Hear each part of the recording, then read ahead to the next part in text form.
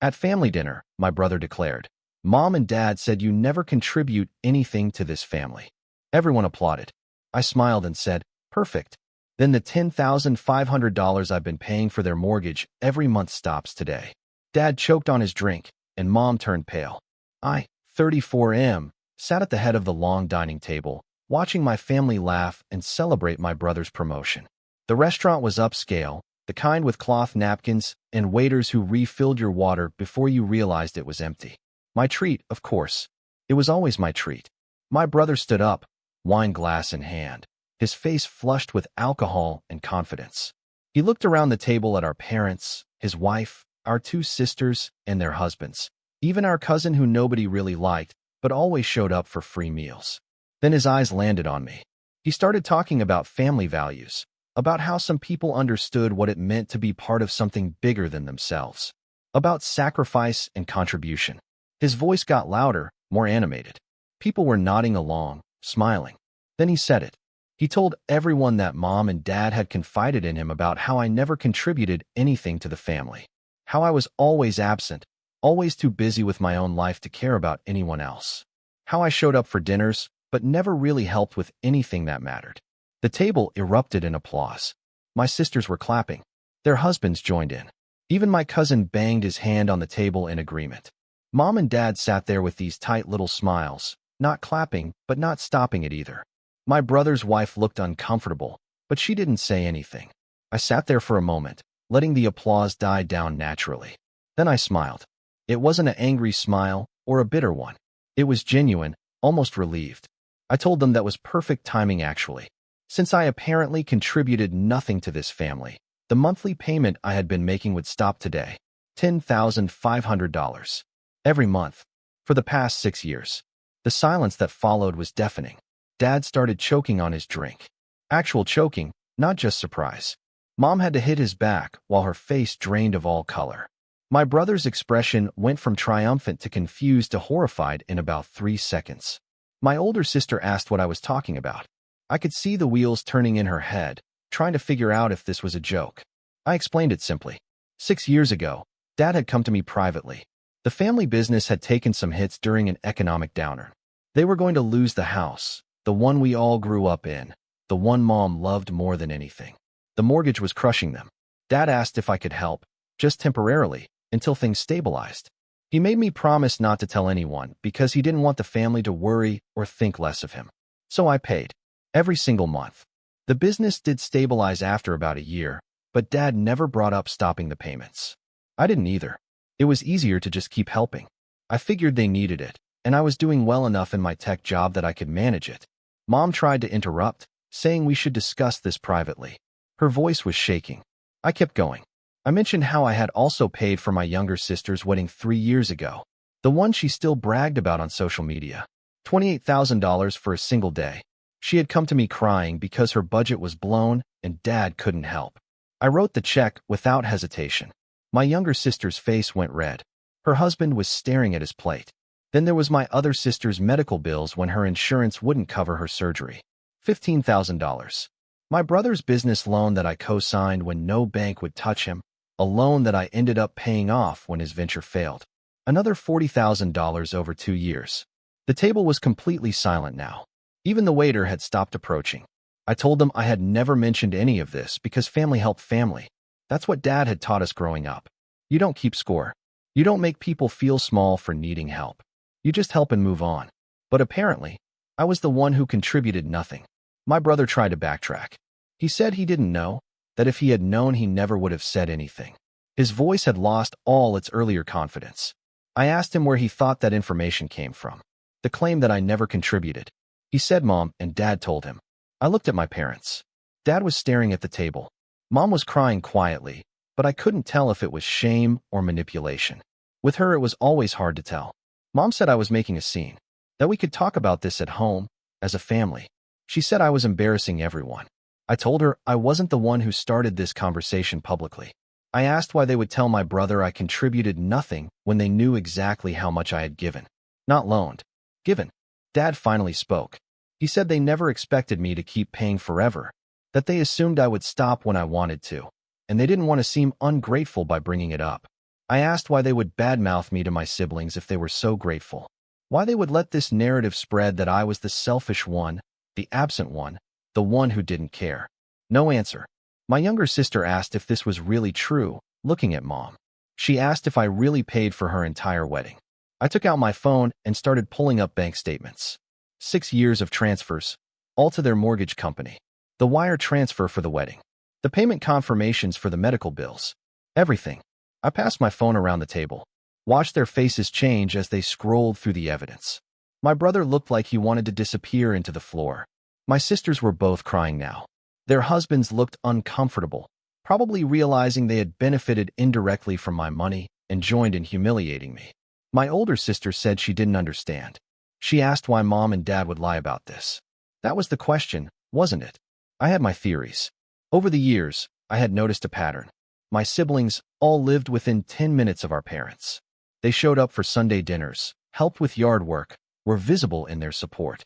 I lived an hour away, buried in a demanding job that paid well but consumed my time. I couldn't make every Sunday dinner. I couldn't help move furniture or fix the fence. So in their eyes, I wasn't contributing. The money was invisible. It hit the mortgage company automatically every month. Nobody saw it. Nobody had to thank me for it. It just happened in the background while everyone else got credit for showing up with a casserole. And maybe, on some level, they resented me for it. For having money when Dad's business had struggled. For being able to write big checks without blinking. For not needing anything from them while they needed things from me. So when my siblings asked where I was, why I never helped, it was easier to agree than to admit they were financially dependent on the son who couldn't make it to Sunday dinner. I told them I would send them all the documentation they needed. The mortgage would be their responsibility starting next month. I had already paid this month's installment a week ago, so they had time to figure it out. Dad tried to say we could work something out. That maybe I was being hasty. I wasn't angry. That was the strangest part. I had expected to feel furious, but instead I just felt tired. Tired of being invisible. Tired of being the bank. Tired of family dynamics that only worked when I was silent. I told them I was done subsidizing people who thought I contributed nothing. I stood up, put my credit card on the table for the dinner bill since I had invited everyone, and walked out. My phone started ringing before I even reached my car. I declined all the calls. Update 1. 3 days passed before I responded to any of them. My phone had been exploding with messages. My sisters apologizing. My brother's pathetic attempts to explain himself. My parents asking to meet in person. Even my cousin, who apparently felt guilty about applauding. I finally replied to my older sister because she was the only one who seemed genuinely confused rather than defensive. I told her I needed space and would reach out when I was ready. Then I called a lawyer. Not because I wanted to sue anyone, but because I needed to understand my financial situation. Turned out the cosign loan for my brother was still technically active even though I had paid it off. My name was still attached to his business credit line that he had apparently been using. My lawyer said I needed to get my name removed immediately or I could be liable for more debt. That was fun to discover. I also called the mortgage company to confirm that my automatic payments had been canceled. They mentioned that my parents had called them twice in the past 2 days asking about payment arrangements, apparently shocked at what their actual monthly obligation was. The house was expensive. The area had gotten more upscale over the years. Without my contribution, they were looking at a payment that would eat up most of Dad's retirement income. Part of me felt guilty. The house was their retirement plan. They had counted on eventually selling it to fund their later years. If they lost it now, they would be in serious trouble. But the guilt didn't last long. Not after what came next. My brother showed up at my apartment unannounced. I made the mistake of letting him in because I thought maybe, finally, he wanted to have an honest conversation. He tried. He really did. He apologized for the dinner, said he felt terrible, that he had no idea I was helping everyone financially. Then he pivoted to why he was really there. He asked if I could continue the mortgage payments just until Dad could refinance or figure out a different arrangement. Maybe for 6 more months. He promised they would pay me back. I asked him if he understood why I was upset. He said he did, but that this was bigger than hurt feelings. Mom and Dad could lose their home. Didn't I care about that? I told him I had cared about it for 6 years. I had cared about it enough to sacrifice vacations, delay buying my own home, and live more modestly than my income allowed. I had cared about it silently, without any recognition, because that's what Dad asked me to do. My brother said that was my choice. Nobody forced me to help. That's when I asked him to leave. He called me selfish on his way out. Said I was punishing mom and dad for one mistake. Said family was supposed to forgive. I closed the door on him mid-sentence. Update 2. 2 weeks after the dinner, my younger sister came by. Unlike my brother, she called first and asked if she could visit. She brought coffee and looked like she hadn't slept well. She told me she had talked to mom. Really talked to her. Pressed her on why they had painted me as the absent son who contributed nothing. Mom had apparently broken down and admitted that it started small, just offhand comments when I missed family events. Then it grew. Every time I couldn't make it to something, it became evidence of me not caring. The money I contributed became irrelevant compared to my physical absence. My sister said mom had convinced herself that money couldn't replace presence. That my financial help didn't count as real contribution because I wasn't there for emotional support, for the daily moments, for the life events. I asked if mom understood how insane that sounded. I asked if she realized that the only reason I had money to contribute was because I worked the demanding job that made me miss those events. That I couldn't do both. My sister nodded. She said she tried explaining that to mom, but mom was defensive. She felt attacked. Dad was backing her up, saying they never asked me to pay for everything, so I shouldn't hold it against them. That made me laugh. Actually laugh. They never asked me to pay for everything because after the initial mortgage request, they just let me keep doing it without discussion. They never asked for the wedding money or the medical bills or the business loan bailout because my siblings came to me directly, and I said yes, because that's what you do for family. My sister apologized again. She offered to pay me back for the wedding in installments. She knew it would take years, but she wanted to try. I told her no. The wedding was a gift, and I didn't give gifts expecting repayment. But I was done giving gifts to people who then turned around and told everyone I never gave anything. She understood. She asked if I would consider coming to a family meeting where everyone could apologize properly and maybe work out a path forward. I told her I would think about it. I didn't go to the meeting. They held it anyway, at my parents' house. My older sister called me afterward and gave me the summary. Lots of tears, lots of blame shifting, lots of arguing about who said what and when. My brother apparently tried to make it about my pride, saying I was being stubborn. Dad mostly stayed quiet. Mom kept insisting she never meant to hurt me. The conclusion was that they wanted to apologize to me as a family and ask for my forgiveness. They also wanted to discuss a realistic plan for the mortgage that might involve me helping at a reduced amount temporarily. I didn't respond to that request. Instead, I did something I should have done years ago. I started going to therapy. Paid for it myself, naturally. The therapist helped me understand something important. I had been enabling their dysfunction. By silently paying for everything and never setting boundaries, I had allowed my family to take me for granted while simultaneously resenting me. The resentment was the part one hadn't understood. But my therapist explained it clearly. People often resent those they depend on. It's an ego thing, a pride thing. By being the rich son who could solve all their problems, I had inadvertently made them feel small. And rather than deal with their own feelings of inadequacy, they had turned it around and made me the problem. The absent one. The one who didn't really care. It was easier to criticize me for missing Sunday dinners than to acknowledge they needed my money. Update 3. A month after the dinner, I finally agreed to meet my parents.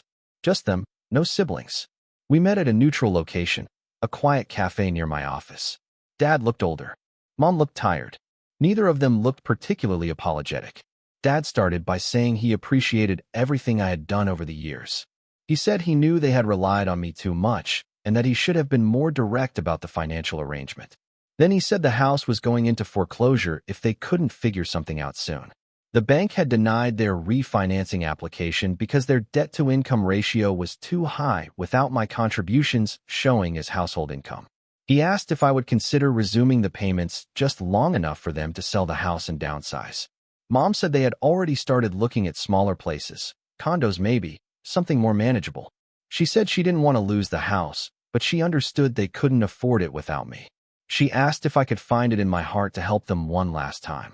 I asked them if they understood why I was hurt. Mom said yes, but that they never intended to hurt me. She said family relationships were complicated and that sometimes people said things they didn't mean. She said she was sorry I felt betrayed. Sorry I felt betrayed. Not sorry for betraying me. Sorry I felt a certain way about their actions. Dad said they were proud of me and my success. He said maybe they had let jealousy or frustration cloud their judgment sometimes. He said they were human and made mistakes.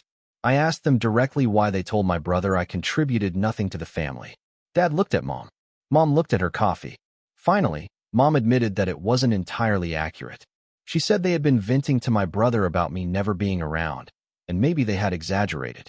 She said my brother took it too far at the dinner, that they never expected him to make it public like that. But they didn't stop him. They sat there and let him humiliate me in front of everyone. They let the entire table applaud while their son declared I was useless to the family. I told them I would help them one last time. I would give them 3 months of mortgage payments to give them time to sell the house and find a new place. After that, I was done. Dad looked relieved. Mom started crying, saying thank you. I wasn't finished. I told them that after this, I was stepping back from the family. I would be cordial at necessary events, but I was done being the invisible ATM while they took credit with my siblings for being the caring parents. I was done enabling a dynamic where I paid for everything and got blamed for not being present enough. Mom said I was being dramatic. She said family didn't keep score like this. I reminded her that I didn't keep score. They did. They kept score of every dinner I missed, every event I couldn't attend, every phone call I cut short because I was working. They kept that score and used it to paint me as the bad son. Meanwhile, my actual contributions, the ones that kept their house out of foreclosure and paid for life events and bailed out failing businesses, those didn't count. Dad asked what he could do to make this right. I told him it was too late for that. The damage was done. I would honor my word about the 3 months, and then we would have the relationship they apparently wanted, distant and transactional. We finished the coffee in silence and went our separate ways. I kept my word. 3 months of payments, transferred on time. In that period, they sold the house for a decent price. The market had appreciated significantly over the years, which meant they walked away with enough equity to buy a smaller condo outright and have money left over. They sent me a thank you card. Hallmark, generic, both their signatures. No personal note. My siblings have slowly started reaching out normally again. My younger sister and I have rebuilt some trust. My older sister is trying. My brother and I exchange maybe 5 sentences at family functions, and that's fine with me. I bought my own house finally. Something I had delayed for years because I was funneling money into everyone else's needs. It's smaller than I could afford, but it's mine. No co-signers, no family obligations attached to it. Last week was my birthday. My parents sent a gift card. $25 to a generic restaurant chain. I didn't use it. I took myself out to a nice dinner instead, paid for it with my own money, and didn't feel guilty about the cost for the first time in years. Some people might think I'm bitter. Maybe I am. But mostly I'm just done. Done being invisible while being essential. Done being generous while being labeled selfish. Done setting myself on fire to keep people warm who complained that I wasn't standing close enough. Family is supposed to mean something. But it's not supposed to mean erasing yourself for people who won't even acknowledge you existed in the first place. I contribute to my family now in the ways I choose, on my terms, with clear boundaries. And if that makes me the bad son in their story, I can live with that. At least I'm the protagonist in my own story now. If you'd like to see more stories like this, a gentle tap on the subscribe button would mean the world to us.